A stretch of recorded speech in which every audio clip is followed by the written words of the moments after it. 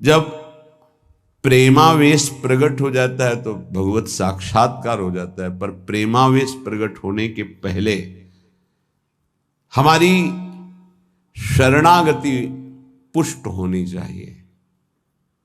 शरणागति पुष्ट होने के लिए सबसे पहला लक्षण है दैन्यता, निराभिमानिता।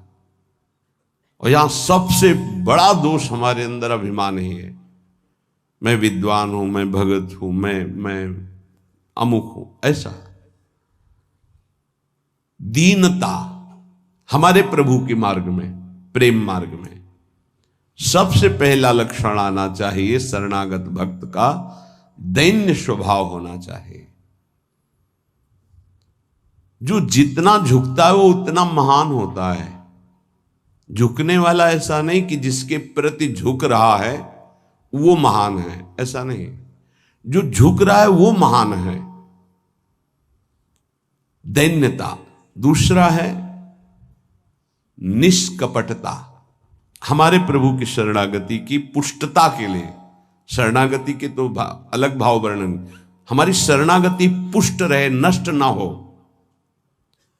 भगवत शरणागति पुष्ट तो भगवत प्रेम निश्चित प्रकाशित होता है।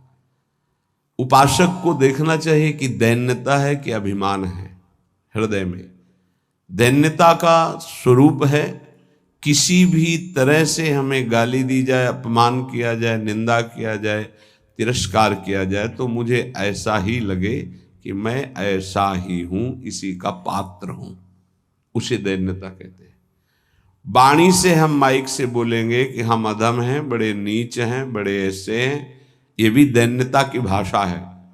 और हाथ जोड़कर प्रणाम मुद्रा में रहेंगे, ये भी दैन्यता की मुद्रा है। लेकिन यहां हृदय की दैन्यता को कह रहे हैं कि जब कोई दूसरा कहे तू नीच है, अधम है, पाखंडी है, दंभ करता है, भक्ति नहीं है, और अपने को सीधी बात ये लगे कि सही बात है, मैं ऐसा ही हूं, इसे दैन्यता कहते हैं। शरणागति हमारी जो विक्षिप्त हो जाती है, जो दोषयुक्त हो जाती है, जो पूर्ण नहीं हो पाती शरणागति, उसका कारण देहाभिमान, उसका कारण गुणाभिमान, साधनाभिमान, इनमें से कोई न कोई अभिमान होता है। इसलिए कह रहे सबसे पहला लक्षण बाबा की विचार में दैन्यता, और ये बहुत प्रिय है दैन्यता भगवान को। दूसरी है निष्कपटता। कपट नहीं रखना चाहिए। हरि और गुरुदेव, हरि गुरु चरण सेवा अनुसरहु, अर्चन बंदन संतत करहु, दास संतन कर सुख लाओ। हृदय में कम से कम एक जगह तो निष्कपटता आ ही जाए गुरुदेव भगवान से। पर ये बहुत छलिया मन है, ये सर्वज्ञ प्रभु से भी छल करना चाहता है, बहुत छलिया है।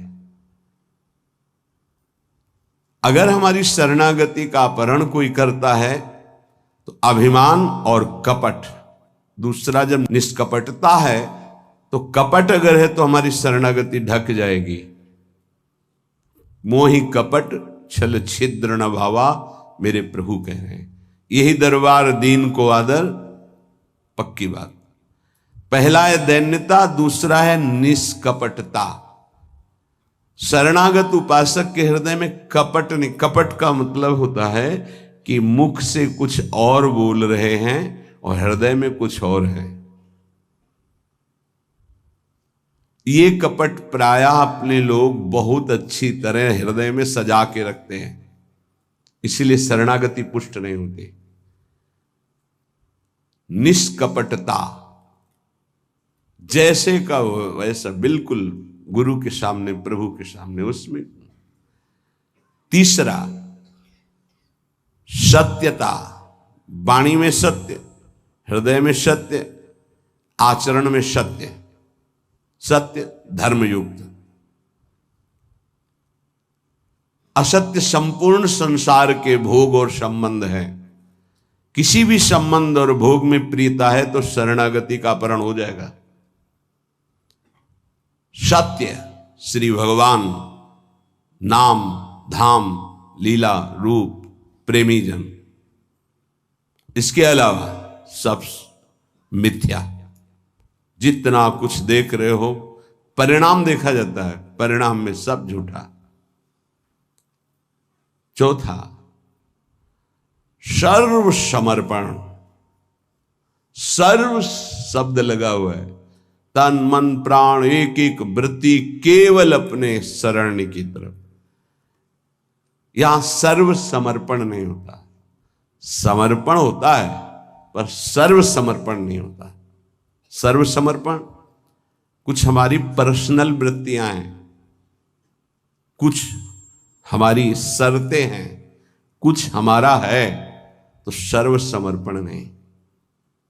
सर्व समर्पण दशरथ जी महाराज के श्रीमुख के वचन, नाथ सकल संपदा तुम्हारी, मैं सेवक समेत सुत नारी।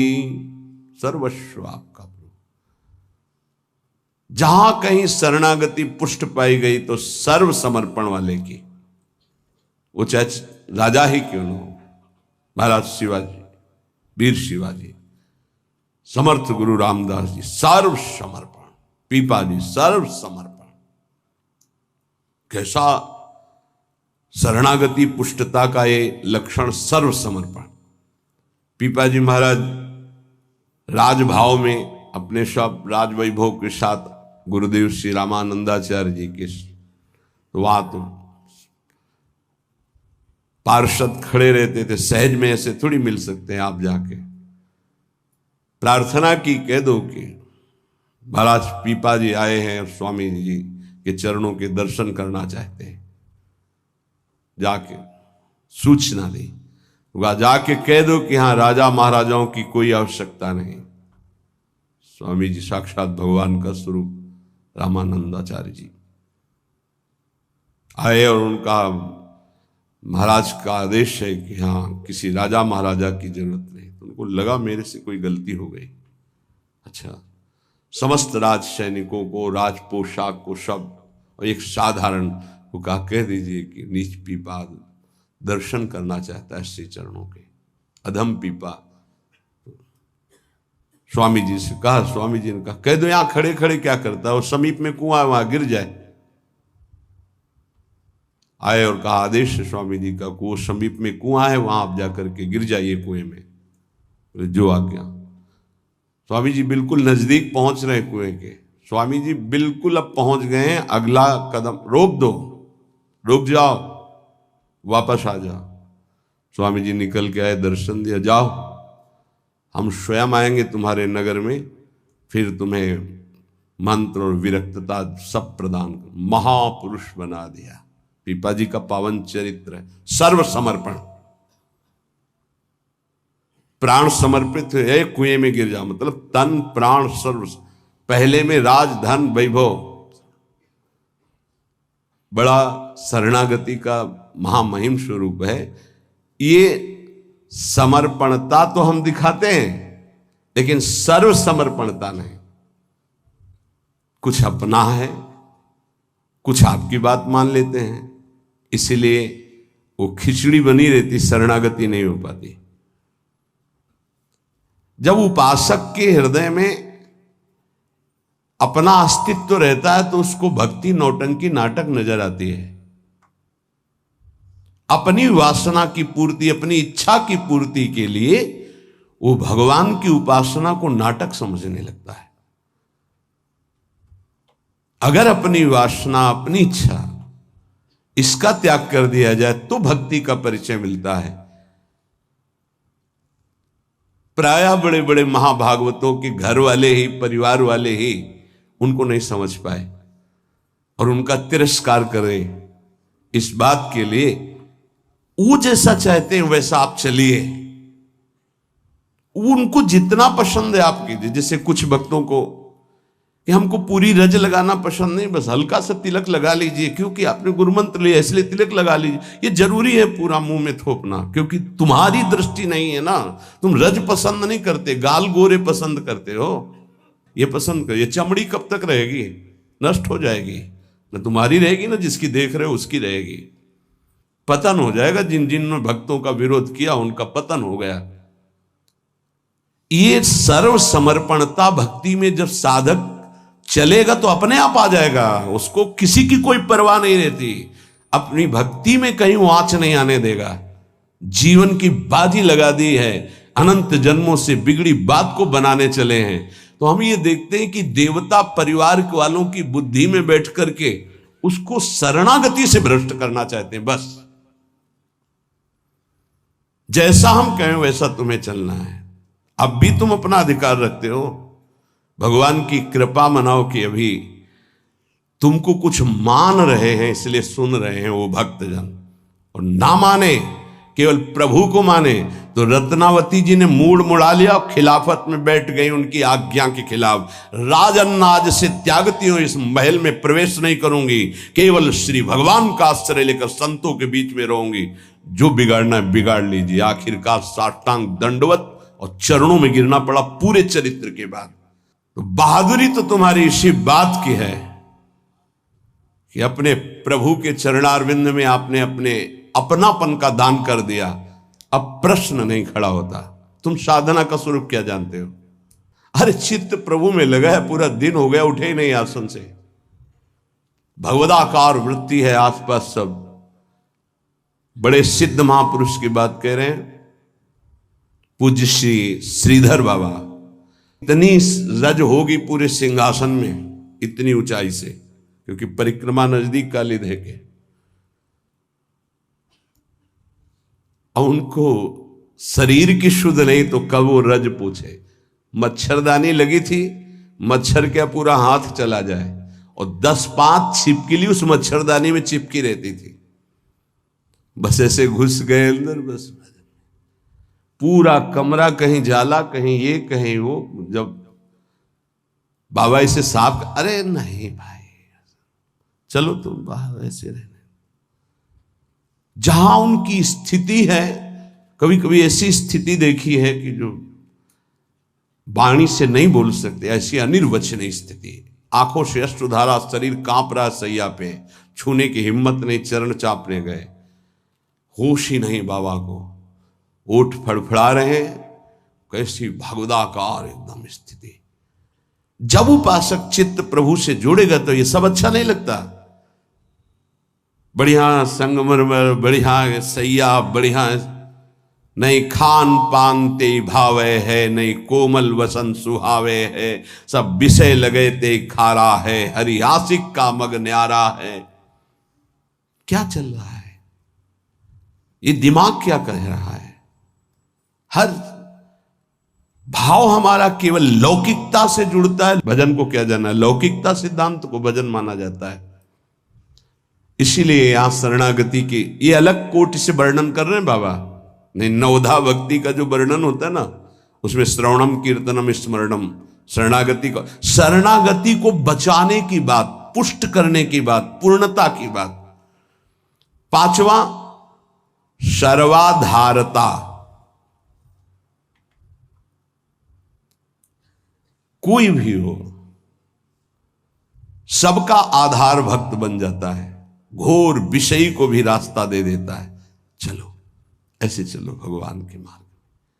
सच्ची कहते हैं, कोई अगर भक्तों के हृदय को जान जाए तो लूट ले, माला माल हो जाए, पर वो भगवान ऐसी सीमा रखते हैं कि तुम जान ही नहीं सकते हो। जैसे कोई फिसल के गिर गया है तो आप खड़े होके नहीं उठा सकते हो, फिसल के गिरने वाले की गिरने की स्थिति में पहुंचना पड़ा।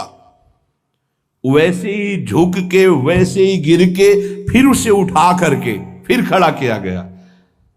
जितनी स्थिति में वो गिरा हुआ उसी स्थिति में पहुंचकर उठा।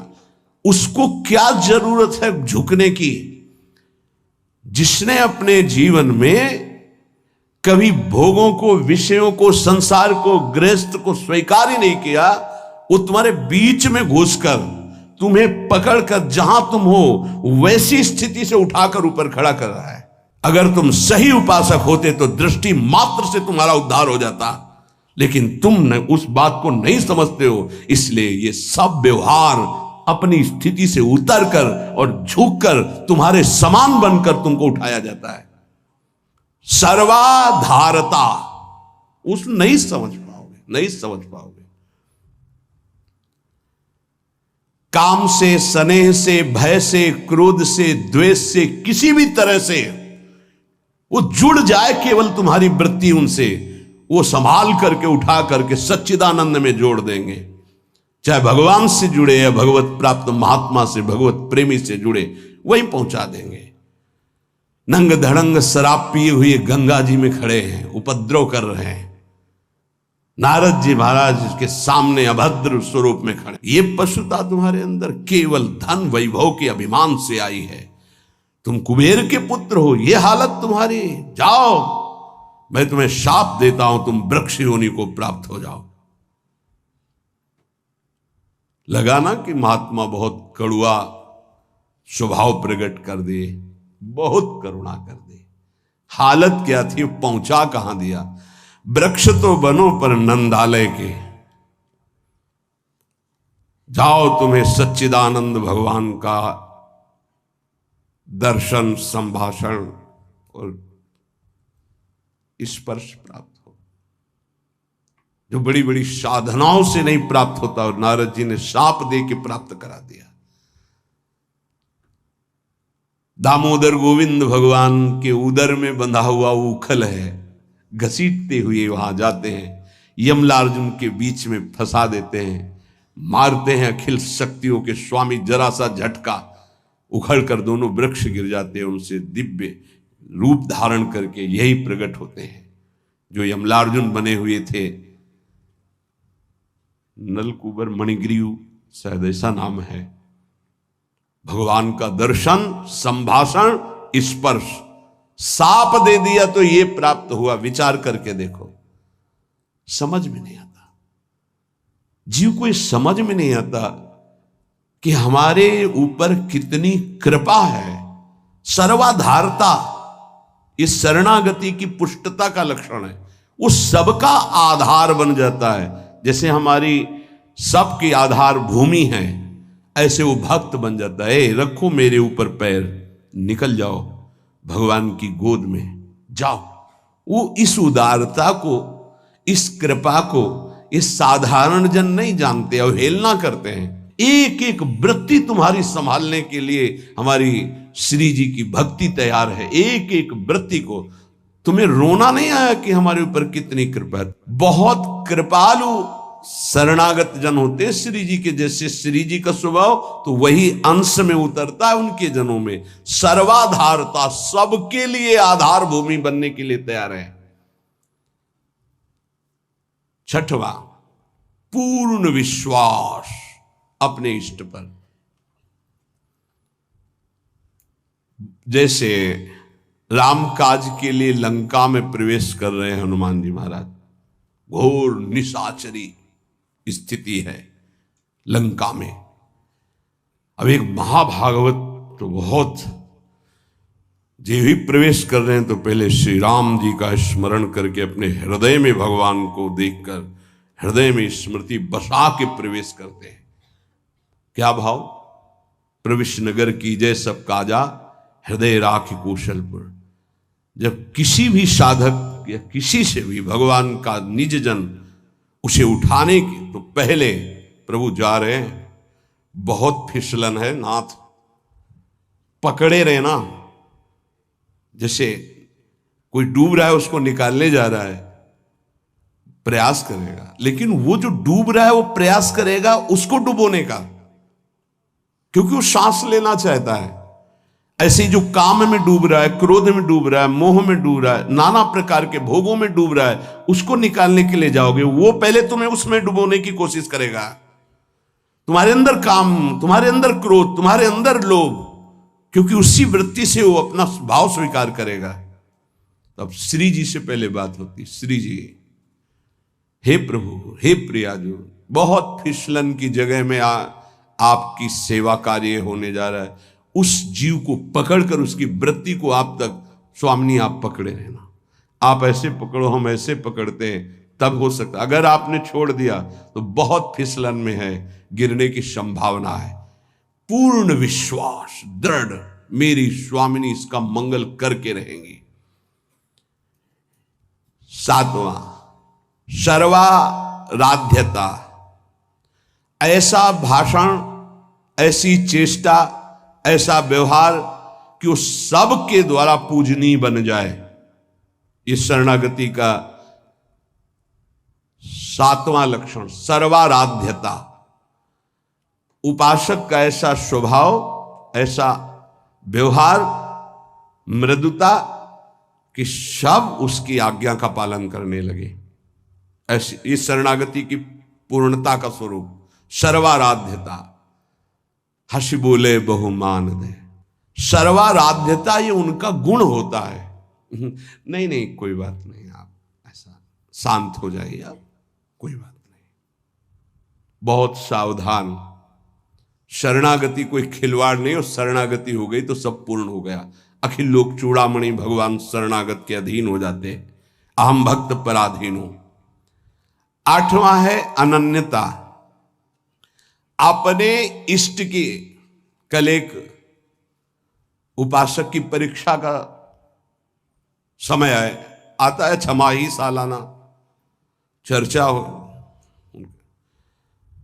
उसका शब्द था कि शरीर छोड़ना मेरे लिए सहज है, लेकिन उपासना के विषय में एक भी शब्द में किसी से भी, चाहे वो रिश्ता हो, संबंध हो, स्वीकार नहीं कर सकते। बहुत देखा, बहुत सुना, बहुत सब। अब उपासना के विषय में अगर मेरी उपासना में कोई बाधा पड़ेगी तो मैं सब कुछ छोड़ सकता हूं। शरीर छोड़ना मेरे लिए सहज, उपासना नहीं। उपासना में अगर कोई नहीं, बस इस बात से उस समय तो नहीं कहा जाता बड़ाई कि हाँ शाबाश, नहीं, ठीक है, ठीक है, अच्छे विचार। अरे एकांत में जब मनन होता है तो आशीष निकलता है। हाँ ऐसे ही अपने आराध्य देव की अनन्यता पे फर्क नहीं पड़ना चाहिए, इसी से भगवत प्राप्ति होती है। हे 4 दिन के पति पुत्र परिवार के संबंध हैं, अनंत काल का संबंधी मेरा उससे मिलने का अवसर आया है। आप ये सब माने हुए नहीं, जो है उनके लिए है। प्रभु मेरे प्रीतम, मेरे पति, मेरे प्राणनाथ, मेरे जीवन, ये माने हुए हैं। 30 वर्ष पहले तुम जानते भी नहीं थे कि कौन है जिनको तुम पति पुत्र परिवार प्रीतम क्या क्या भाव, और 30 वर्ष बहुत बहुत प्लस और जोड़ लीजिए, इसके बाद खाक में मिल जाएगा तुम्हारा तन और उनका भी तन। ना वो संबंध रहेगा, ना वो परिचय रहेगा। संबंध भी नहीं रहेगा, परिचय भी नहीं रहेगा। तो परिचय जिससे बनाने आए हैं, अब ये जन्म केवल उनके लिए। ऐसा नहीं है कि कोई भक्ति में चले तो रसगुल्ला और रबड़ी यही खाते भक्ति होती, वो एक अलग भक्ति होती है। जैसे आपकी साधना बढ़ेगी तो आपके साथ विरोध शुरू होगा, और अगर विरोध में वही स्थिति रही, एक रस अनन्यता, तो आपकी सिद्धि नहीं। तो क्या बिगाड़ा था देवर विक्रम का? पूरे जीवन भर वो विरोध। क्या बिगाड़ा था नरसिंह मेहता जी ने अपनी भाभी का? जीवन भर भारी विरोध। क्या बिगाड़ा था विभीषण जी ने रावण का? भला ही तो कर सभा में लात मार के भगा दिया। क्या बिगाड़ा था विदुर जी ने धृतराष्ट्र और दुर्योधन का? गांव के बाहर एक अकिंचन की तरह कुटिया बना के नहीं पाना दे। ये बहुत सूक्ष्म विषय। अपने इष्ट की अनन्यता में कोई फर्क जीवन में नहीं आना चाहिए, चाहे जैसी परिस्थिति आ जाए। इष्ट और गुरु संबंध में कोई फर्क नहीं पड़ना चाहिए। बहुत संबंध देखे, हर संबंध का निर्वाह उतना ही करेंगे जितना इष्ट और गुरु के संबंध में बाधा नहीं पड़ेगी। इष्ट और गुरु के संबंध में बाधा पड़ जाए से हर संबंध में आग लग जाए। जाके प्रिय न राम वैदेही, तजिए ताहि कोटि वैरिशम जद्यप परम स्नेही। अगर अपने को समझता है कि मेरे द्वारा भरण पोषण होता है, जात से तेरा पानी भी नहीं पिएंगे, देखते हैं शरीर चलता है नहीं। निकल करके हम चौराहे पे बैठ जाते, देखते हैं विश्वंभर मुझे रखता है कि नहीं। वो अनंत ब्रह्मांडों का सृजन करने वाला एक क्षण में सब कुछ ठीक कर देगा। क्या चरित्र भक्तों के ऐसे ही मनोरंजन के लिए नहीं पड़े जाते? ये आदर्श है। महाजनों गतेन सा पंथा, रत्नावती जी के लिए मारने के लिए क्या उपाय नहीं किया माधव सिंह ने। मैं राजा हूं, मेरी ये रानी, और ऐसा उद्दंडता, मूड़ मुड़ा के संतों के बीच में बैठना। सीम की चाप सके को तासु, बड़ रखवार रमापति जासु। भक्ति मार्ग में, भगवत मार्ग में यदि कदम रखा है तो अपने मार्ग नहीं छूटना चाहिए, चाहे प्राण छूट जाए। ये आखिरी बाजी है, ये सब छूटेंगे माने हुए पति पत्नी पुत्र परिवार भाई बंधु, इनका कोई अस्तित्व नहीं है। आज नहीं तो कल ये छूटेंगे ही, लेकिन जिनके लिए जन्म जन्मांतर से भटक रहे उन प्रभु को नहीं। अगर तुम्हारी समझ में आ रही हो तो बात पकड़ लो। तजो पिता प्रहलाद विभीषण बंधु भरत महतारी, गुरुबल तजो कंत ब्रज बनितन भेमुद मंगलकारी। स्वयं मंगल नहीं, सबका मंगल करने वाले वो महापुरुष बन गए जिन्होंने भगवान के आश्रय में, मेरे कारण मेरे प्रभु श्री राम को 14 वर्ष का वनवास, मेरे को राजगद्दी, जा पापिनी आज से तेरा कभी मुख नहीं देखूंगा और कभी मां नहीं कहूंगा, भरत जी ने कहा। साष्टांग दंडवत पिताश्री कह के प्रहलाद जी बात करते थे हिरण्यकश्यप से। जिस समय भगवान के मार्ग का विरोध किया तो कहा, जा आज के बाद कभी पिता ने दैत्यराज, ऐसे संबोधन। 5 वर्ष का बालक। कहीं भक्ति में प्रभु के संबंध में कोई भी संबंध बाधा पहुंचावे तो भगवत संबंध नहीं छोड़ना। जहां तक हमारी भक्ति की पुष्टता है वहां तक हम निर्वाह कर सकते हैं। अगर हमारी भक्ति के नष्ट होने का विषय आता है तो तजिए ताहि कोटि वैरिशम जद्यप परम स्नेही। अगर निष्ठा पकड़ पाओगे तो पार हो जाओगे, नहीं अपने और परिवारजनों के और सगे संबंधियों के हृदय में ही दैवी माया प्रेरणा करती है कि आप इसके मार्ग को रोकिए और भ्रष्ट कीजिए। हमारी बात को पकड़ लेना। जाके प्रिय न राम भय देही, तजिए ताहि कोटि वैरिशम जद्यप परम स्नेही। हम उतनी अनुकूलता आपको देने के लिए तैयार हैं जितने से हमारी भक्ति सुरक्षित है। और हमारी भक्ति में बाधा पड़ेगी तो हम अपने शरीर को भी बर्दाश्त नहीं करेंगे, फिर आपकी बात क्या है? ये उपासक के हृदय में होना चाहिए। ये अगर आराध्य देव की निष्ठा में ये बात नहीं तो फिर क्या बात है? फिर है ही क्या बात है? फिर तो वास्तविक नाटक हो गया, जीवन नाटक हो गया। आप समझ नहीं सकते तुम क्या शरणागत होते हो, वो शरण तुम्हारे लिए समर्पित हो जाता है, तुम समझ ही नहीं पाते हो। बड़ा विचित्र खेल है। इसीलिए प्राय इस झंझट में नहीं फंसते, अपनी मस्ती में रहने के लिए इस झंझट में नहीं फंसते। गुरु चेला और समाज कल्याण और उद्धार, जाओ तुम अपने प्रवाह में बहो, हम अपनी मस्ती में। सुने न काहू की कही, कहे ना अपनी बात। पर जब सेवा मिलती तब हम आपसे प्रार्थना करते हैं। जब तक भगवत साक्षात्कार स्वयं का ना हो जाए तब तक कभी किसी को शिष्य न बनाए। ये नियम ले ले, ये गांठ बांध ले। नहीं तुम गुरु बनोगे कि तुम उसके चेला बनोगे, फाइनल में कुछ पता नहीं है। पक्का जानते हो संतों को जो पीड़ा होती है किसकी होती है? ये प्रसाद मिलता है, इनको क्या पता? यही प्रसाद। अगर आपको प्रमाण मानकर किसी ने प्रश्न किया और आपने उत्तर दिया और उसमें कोई गलती है तो उसका नर्क आपको भोगना पड़ेगा, दंड आपको भोगना पड़ेगा। आपने कह दिया जाओ सब कुछ माफ, वो पूरा हिसाब आपके ऊपर लागू होगा। ये कोई खिलवाड़ समझते हो? उत्तर दे देना कोई खिलवाड़? बातें बनाना उत्तर नहीं होता।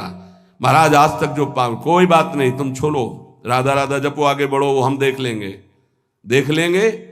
ऐसे आया कैसे? जैसे महाप्रभु चैतन्य देव ऐसे करके गंगा जल में खड़े करके पाप ले रहे हैं, तो उन्हीं के चरण आश्रित हैं भक्तजन, उसी प्रेमावतार, उसी भगवत स्वरूपों के।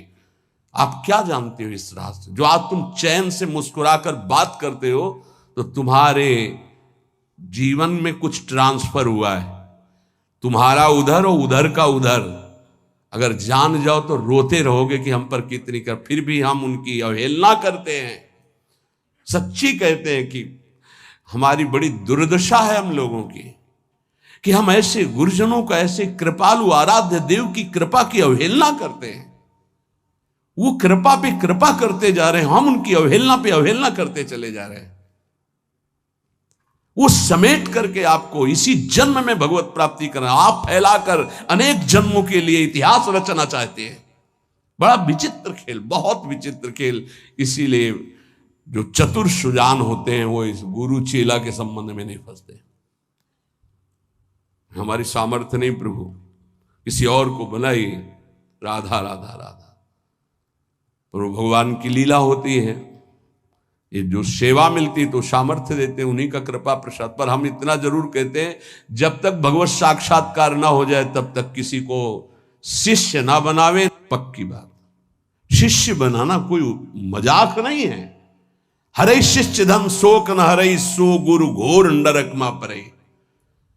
जैसे किसी की बेटी सयानी हो जाए तो ब्याह के लिए पिता की चिंता बढ़ जाती है, चाहे वो जनक जी जैसे ही क्यों ना ज्ञानी हो। ऐसे ही शिष्य बनाने के बाद पूरा भार गुरु के ऊपर आ जाता है। इसका आचरण पवित्र हो, इसका जीवन श्री जी से मिले, इसका कैसे स्वभाव बदले, ये कैसे निष्काम बने। आपने जो संबंध बनाया उस संबंध को पूर्ण कर लो, श्री जी से मिल जाओ। ये बड़े बड़े जो महापुरुष दैन्य भाव से आपको प्रार्थना करते हैं कि मैं आपसे प्रार्थना करता हूं भाई, हे सखे, हे मित्र, ये हम समझ नहीं पा रहे। सर्वाधारता, पूर्ण विश्वास, सर्वाराध्यता और 8वां अनन्यता और 9वां निज स्वरूप सामर्थ्य विस्मरण। इस शरणागति, पूर्ण शरणागति, निज स्वरूप सामर्थ्य विस्मरण, ये प्राय प्रेमी जनों में पाई जाती है। अपार सामर्थ्य है लेकिन एक साधारण आदमी उनको अपमानित करके चला जाता है, कभी दंड विधान नहीं करते। करत जे अनुसैन निंदक, तिनहु पे अनुग्रह कियो। निज स्वरूप विस्मरण, आराध्य देव में इतनी तन्मयता कि मैं आराध्य देव का चिंतन कर रहा हूं ये भी भूल गए। ब्रह्म नहीं, माया नहीं, नहीं जीव नहीं काल, अपनी ही सुदिना रही एक रहे। ये नई बात बाबा से मिली है, जो 9 शरणागति के स्वरूप। जैसे 9 शास्त्र में जब पढ़ो तो श्रवणम कीर्तनम स्मरणम विष्णुपाद सेवनम अर्चनम बंदनम दास्यम सख्य आत्मनिवेदनम। पर पूज्य पाद उड़िया बाबा जी ने पहला दैन्यता, दूसरा निष्कपटता, तीसरा सत्यता, चौथा सर्वसमर्पण, 5वां सर्वाधारता, 6वां पूर्ण विश्वास, 7वां सर्वाराध्यता, 8वां अनन्यता, 9वां निज बल निज स्वरूप विस्मरण। निज बल निज स्वरूप विस्मरण, कोई तपस्या का बल, साधना का बल, इसका स्मरण नहीं, अपनी विस्मृति नहीं। एक रहे हो नंदलाल, अपनी ही उस दिना रही हो, एक रहे हो नंदलाल। ये जो 9 शरणागति की वार्ता हुई, इस पर विचार किया जाए। और सबसे प्रार्थना है, कई बार सत्संग में कहा, कदम जो अगला बढ़ जाए प्रभु की तरफ, ऐसा दृढ़ जमाना कि आंधी आवे तो उखड़े नहीं। संसार में सबसे श्रेष्ठ कौन? जो भजन करता है। भजन करने वालों में सबसे श्रेष्ठ कौन? श्रेष्ठ भजन करने वाला कौन माना जाता है? तो बोले सर्वभूतेषु यः पश्येत् भगवत भाव मात्मनः भूतानि भगवत्यात्मन्येषु भागवतोत्तमः। जो अपने अंदर और सबके अंदर अपने इष्ट देव को देखता है, कहीं न्यूनाधिक नहीं, कहीं छोटा बड़ा बुरा भला नहीं देखता। अपने अंदर और सबके अंदर अपने ही आराध्य देव को देखता है।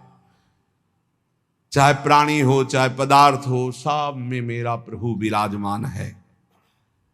जो भगवत स्वरूप में स्थित रहता है, जिसकी ये सिद्ध दृष्टि है कि यहां भी प्रभु है, यहां भी प्रभु है, यहां भी प्रभु, कोई कण नहीं जो प्रभु ना बने हो, वो सबसे बड़ा भजनानंदी माना जाता है।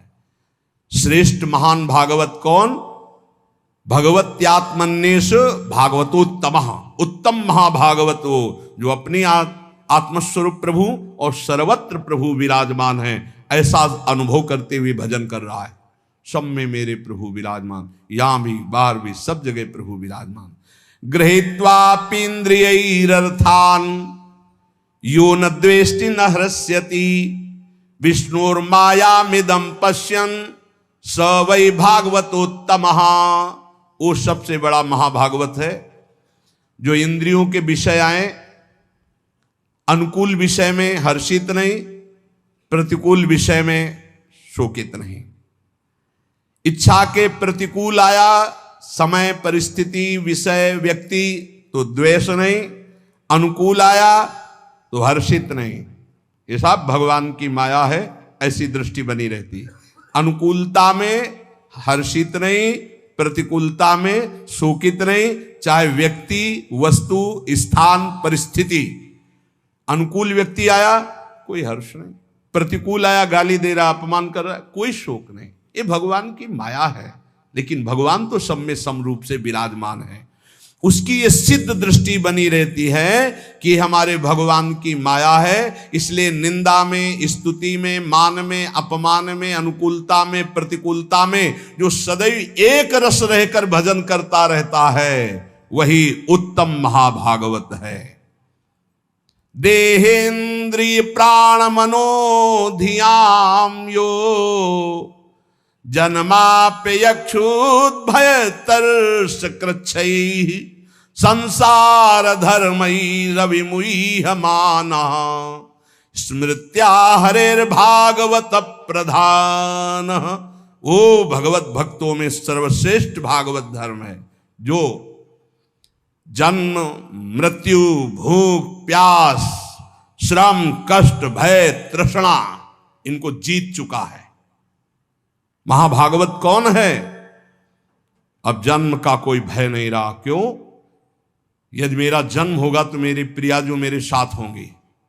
अब मेरा जन्म कर्म बंधन से नहीं होगा, अब प्रिया जो के साथ होगा। यत्र यत्र मम जन्म कर्म भिन्न नारके परमे पदे अथवा राधिका रत निकुंज मंडली तत्र तत्र हृदय में विराजिता। भजन कभी नष्ट नहीं होता। अगर चूक हो गई किसी को भगवत प्राप्ति नहीं तो अगला जन्म जो होगा महाभागवत के रूप में, वो ब्याज सहित भजन। जैसे हिरन में फंस गए तो अगला जन्म हिरन का, पर हिरन के ही रूप में ऐसा भजन हुआ, अगला जन्म ब्रह्मबोध संपन्न महापुरुष के रूप में। उन्हें कहीं वेदांत पढ़ना नहीं पड़ा, जन्म से ही ब्रह्मबोध। भजन ऐसा प्रभावशाली। जन्म का भी भय खत्म, पता नहीं मेरा जन्म हो कि ना हो। वैसे तो पक्का पता चल जाता है अपने को कि अब खत्म हो गया, अब नहीं होगा। अपने को जब पेट छक जाता है तो दूसरे से प्रमाण नहीं होता, जाने मोरी छाती, अब हमारी जगह नहीं रह गई, भर गया पेट, पता चल जाता है। ऐसे ही अपने को पता चल जाता है जन्म होगा कि नहीं, खत्म खेल, पता चल जाता है। और मृत्यु का भी भय नहीं। जैसे विशाल हाथी गजराज के गले से फूलों की छोटी माला टूट के गिर जाए, उसे पता न चले, ऐसे भक्तों की मृत्यु होती है। जन्मत मरत दुसा दुख हो, ये भक्तों को ऐसा कष्ट नहीं होता। जो जन्म पर और मृत्यु पर विजय प्राप्त कर लिया है, और जो भूख और प्यास पर, भूख प्यास ये व्यथित करते हैं, ये प्राणों का धर्म है, मेरा नहीं। धैर्य पूर्वक जो सह लिया गया। ऐसे जीवन में बहुत समय आए, बहुत समय, एक दो दिन नहीं, बहुत समय आए। प्रायः सच्चे कहते हैं, शायद आपको विश्वास न हो, वृंदावन के सिवा मुझे कभी रसोई में बैठकर भोजन मिला हो ऐसा पूरे जीवन में कभी याद नहीं। कभी कि ये ऐसे किसी गांव नगर में प्रवेश करके किसी रसोई में बैठना, गंगा का किनारा छोड़ना तो था ही नहीं। और काशी में तो घाट में ही किसी की रसोई में कि बाबा ऐसे बैठे हो, गरम गरम बनता, कभी जीवन में नहीं ऐसा। कई कई दिन पर उत्साह ऐसा बढ़ता, मुझे भगवत साक्षात्कार करना है, इस बात का उत्साह किसी बात से फर्क नहीं पड़ता था। कभी ऐसे नहीं कि ऐसे बिल्कुल शोकग्रस्त कि कई दिन भोजन नहीं मिला, तो नवीन उत्साह नहीं। जैसे भगवान रखते हैं, बहुत आनंदमय जीवन। और गंगा जी में हमने एक विशेषता पाई है, माँ गंगा का ऐसा जल है कि वो सब पुष्टता देता रहता है। कई कई दिन भोजन न मिलने पर भी शरीर हमारा कभी क्षीण नहीं हुआ, और एक दिव्यता रहती थी, एक पुष्टता रहती थी। कमंडल भर करके गंगा जल पिया तो ऐसा मानो माँ का दूध पिया हो, ऐसा बल उसमें रहता था। ये मतलब 10वें वर्ष का अनुभव है, 10वें वर्ष का अनुभव। जब लक्ष्य बन जाता है भगवत प्राप्ति तो भूख प्यास भी नहीं सताती। यही भागवती कृपा का बल होता है, कोई फर्क नहीं पड़ता। क्योंकि अंतर में जो हमारा निरोग स्वभाव, निरोग विचार, निरोग अवस्था है वो हमें बचाए हुए है। और अगर हम इस रोग में होते तो बहुत परेशान हो जाते, फिर कुछ नहीं होने वाला। भूख और प्यास ये केवल लक्ष्य के बल से सहा जाता है, लक्ष्य का। और फिर जब आनंद की अनुभूति होती तो इसकी कोई चिंता ही नहीं रहती। परीक्षित जी कह रहे हैं महाराज श्री सुखदेव जी से कि एक दिन की प्यास ने इतना विकल कर दिया था कि ब्रह्म ऋषि ने आंख नहीं खोला तो मरा हुआ सांप उनके गले में डाल दिया। और कई दिन हो गए हमने ना अन्न पाया है ना जल पिया, क्योंकि आमरण अनशन व्रत है। पर यह भूख प्यास मुझे बिल्कुल कष्ट नहीं दे रही, क्योंकि आपके श्रीमुख से निकली हुई कृष्ण कथा अमृत पान करके मेरा हृदय आनंदित हो रहा है। फिर श्रम, किसी भी तरह का कोई भी श्रम आपको परास्त न कर पाए। दिन भर आप लगे रहें पर आपको ऐसा महसूस ना हो कि बहुत थक गया। अगर यह महसूस होता है तो दो बातें नोट कर लेना, आप ब्रह्मचारी नहीं हैं और आपका लक्ष्य भगवत प्राप्ति नहीं है। दो बातें नोट कर लेना। अगर दो बातें हैं, भगवत प्राप्ति और ब्रह्मचर्य ठीक है, तो यह शब्द नहीं आ सकता कि बहुत थक गया। शरीर स्वस्थ होना चाहिए। अगर रोग ग्रसित हैं तो बात अलग है। और कष्ट, भारी से भारी पीड़ा के समय भी एक आनंद की गुफा है अंदर। भजनानंदी महात्मा उस आनंद की गुफा में वातानुकूलित कक्ष में रहता है, बाहर आग लगी लगने दो। कष्ट की भारी स्थिति में भी एक आनंद की स्थिति होती है जिसमें बड़े बड़े गुरुजन विराजमान रहे। पूज्य महामहिम श्री गुरु अर्जुन देव जी महाराज, गुरु तेग बहादुर जी महाराज, श्री ठाकुर हरिदास जी, प्रहलाद जी, मीरा जी, नरसिंह मेहता जी, ये बड़े बड़े महापुरुष उसी गुफा में, आनंद गुफा में मस्त है। बाहर से आग लगाई जा रही, बाहर से कष्ट दिया जा रहा है, विष पिलाया जा रहा है, वो आनंद गुफा आपके अंदर भी है।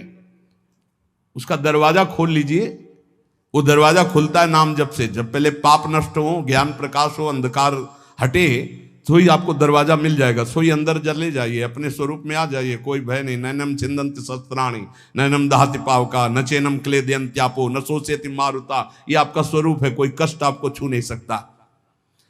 और फिर भय, भय किस बात का? सर्वत्र मेरा प्रीतम है, तो भय किस बात का? और तृष्णा, ये बहुत खतरनाक डाइन है तृष्णा। भोगे हुए भोग को पुनः भोगने की चाहत का नाम तृष्णा। ये मारे है पूरे संसार को।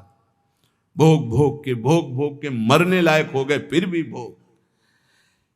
शरीर जन्म मृत्यु, भूख प्यास प्राणों का धर्म, श्रम कष्ट इंद्री मन का धर्म, भय बुद्धि का धर्म, तृष्णा गलत स्वभाव।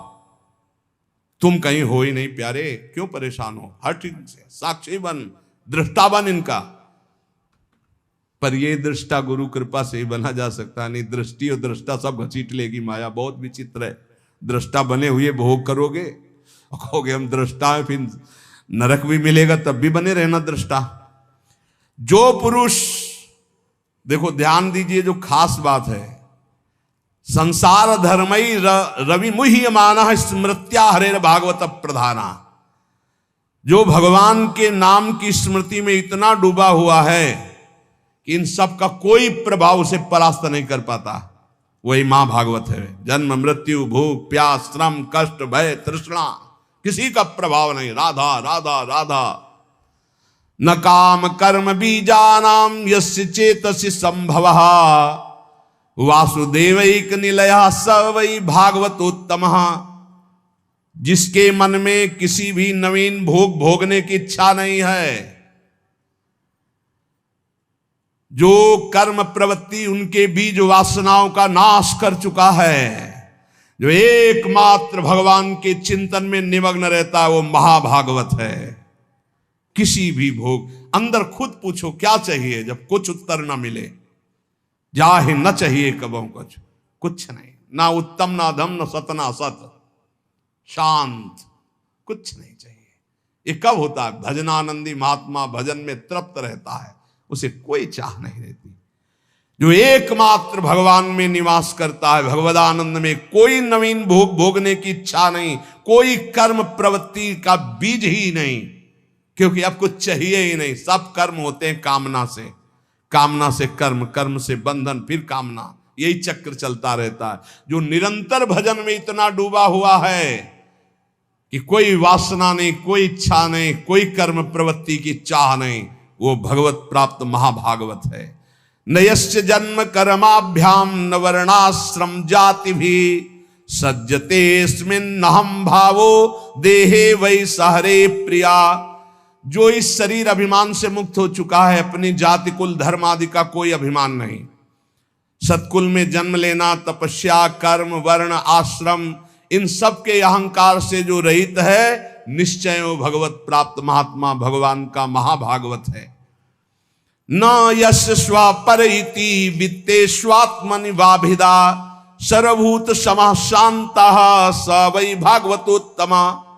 जिसको धन संपत्ति का कोई राग नहीं रह गया, शरीर में अहंकार नहीं रह गया, परिवार में अपना पराया नहीं रह गया, सब पूरा विश्व हमारा परिवार, शरीर में अहंकार नहीं, और 1 रुपया अपने पास नहीं, अपने नाम नहीं, अपना नहीं। जो सर्वत्र समस्वरूप परमात्मा को देखता है, किसी भी घटना से, किसी भी उससे विक्षिप्त नहीं होता। अच्छा हुआ, जो हुआ अच्छा हुआ, भगवान की बड़ी कृपा, इसमें भी कोई मंगल होगा, और शांत रहता है हर परिस्थिति में, वो भगवान का उत्तम महाभागवत है, उत्तम भक्त है। त्रिभुवन विभव हे तवेप्यकुंठ स्मृति रजितात्म सुरादिभिर्विमिग्रयात् न चलति भगवत पदारविंदाल्लव निमिषार्धमपि यः स वैष्णवाज्ञः। ये विश्राम की तरफ सत्संग है, ये श्लोक को ध्यान से सुन लो। बड़े बड़े देवता और ऋषि मुनि अपने अपने अंतःकरण को भगवतमय बनाते हुए जिन्हें ढूंढते रहते हैं, ऐसे भगवान का आधे पल के लिए भी जो चिंतन नहीं छोड़ता, त्रिभुवन की राज्य लक्ष्मी देने पर भी 100 रुपया, 500 रुपया, लाख, 2 लाख, करोड़ की बात नहीं हो रही। त्रिभुवन का पूरा वैभव दिया जाए और कहा जाए आधे पल के लिए प्रभु को भूल जाओ, वो नहीं भूलेगा। बोले ऐसे को महाभागवत कहते हैं। हमारी साधना की पूर्णता कहा है कि बड़े से बड़े प्रलोभनों में भी हमारा मन न जाए, भगवान के चिंतन में लगा रहे, वही महाभागवत है। जो आधे पल के लिए भी त्रिभुवन की राज्य लक्ष्मी देने पर भी भगवान का विस्मरण ना करे। इसलिए अपने जीवन को विसृजति हृदयम नयस्य साक्षात धरीर वशाभीतोप्यगहुघनासाः प्रणय रसनया धृतांगी पद्महा सा भवति भागवत प्रधान उक्ता। जो भगवान का नाम उच्चारण करता है तो सारे पाप भस्म हो जाते हैं।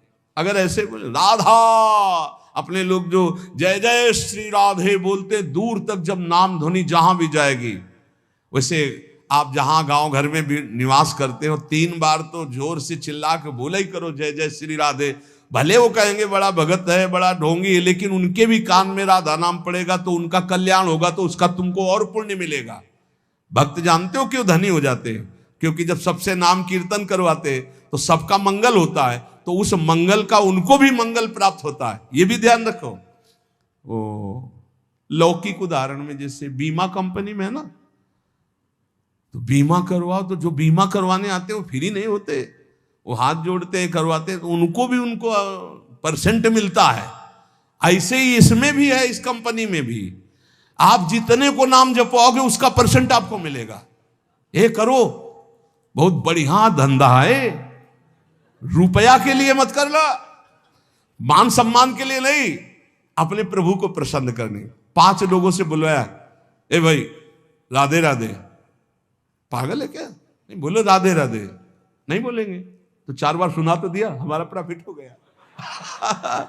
हमारा तू बोल हमारा काम हो गया। ये पक्का देखो ना, नित्यानंद महाप्रभु की खोपड़ी में मारा ना जगाई मदाई, हो गया ना उसका कल्याण जगाई मदाई। ये अपने को गाली भी कोई दे दे तो अपने को राधा नाम सुनाना है, वो हमारे को पीट भी दे तो हमको बचाव पक्ष में अपना करके निकल देना है। और जब पीटे तो हर थप्पड़ में बोलो राधा राधा राधा, उसका कल्याण हो जाए, हे प्रभु इसका मंगल हो जाए। तो जानते हो ऐसा क्यों? क्योंकि उसी में प्रभु बैठे, वो मुस्कुरा देंगे, पहचान गया मुझे? हाँ प्रभु, आपकी कृपा से आपको पहचान गया कि आप पीटने का, गाली देने का स्वांग करते हो, लेकिन हो मेरे आराध्य देव, निहाल हो गए। कह रहे हैं विसृजति हृदयम नयस्य साक्षात, जो अपने प्रभु का कभी विस्मरण नहीं करता तो साक्षात हरि यहां प्रकाशित हो जाते हैं। जो अपने प्रेम से उनके चरण कमलों को बांध रखा है, ऐसे कोई महाभागवत कहते हैं। पूरे महाभागवत का सिद्धांत यह है, सर्वत्र अपने भगवान को देखना और भगवान की याद में डूबना, खुद स्मृति में रहना, दूसरों को याद दिलाना। देखो भक्तों का एक प्रभाव होता है, निकले तो चाहे कोई उपहास में कहे ए बाबा राधे राधे, निकला ना राधे राधे, ए बाबा जय श्री राम, ऐसे भले उपहास में भी बोले तो उसको भगवान की याद आएगी। भगवत भक्तों का ऐसा प्रभाव होता है। अपने सत्संगियों को चाहिए घर में कीर्तन करो, अपने घर वालों को 5 मिनट नाम जपना सिखाओ, अपने बच्चों को बैठा लो 5 मिनट नाम जप करवाओ, नहीं तो यही पिटाई करेंगे तुम्हारी जवान होके। इनको संस्कार दे रहे हो आधुनिक, और आधुनिकता में रजोगुण तमोगुण बढ़ता चला जाएगा, तो यही तुम्हारे सामने जब नशा पी के आएंगे तो तुम्हें गाली देंगे। इनको सिखाओ धर्म, इनको सिखाओ नाम जप करना, इनको अध्यात्म की बातें सुनाओ। ये अच्छे राष्ट्र भक्त, ये अच्छे मातृ पितृ भक्त, जिनके हृदय में भावना शुद्ध होती, वो सबका मंगल करते हैं। ये नाम का धंधा शुरू किया जाए, वैसे शुरू तो है ही, लेकिन आप लोग और सहयोग दो। 10 तुम नाम दिलाओ, 10 तुम नाम दिलाओ, तो 10 का तुमको और प्रॉफिट होगा, तो तुम्हारा भजन और बढ़ेगा और 10 का मंगल होगा। भले वो ना बोले तो नजदीक से निकले राधे राधे, वो ऐसे देख रहा है गुस्सा से मानो भस्म कर देगा, आप फिर बोलो राधे राधे, डरती हुई राधे राधे, उसका मंगल होगा। एक करके देखना, हम सही कह रहे, सही कह रहे, बहुत प्रॉफिट हो जाएगी, बहुत जल्दी धनी बन जाओगे। बस और लालसा ना हो, किसी का कुछ दिया हुआ स्वीकार मत करना, प्रणाम भी ना स्वीकार कर, वो प्रणाम करे तो आप प्रणाम कर लो। किसी का पानी भी मत पीना, जिसको नाम सुनाओ पानी भी मत पियो उसका, फिर आप देख लेना हमारी प्रार्थना मान ले।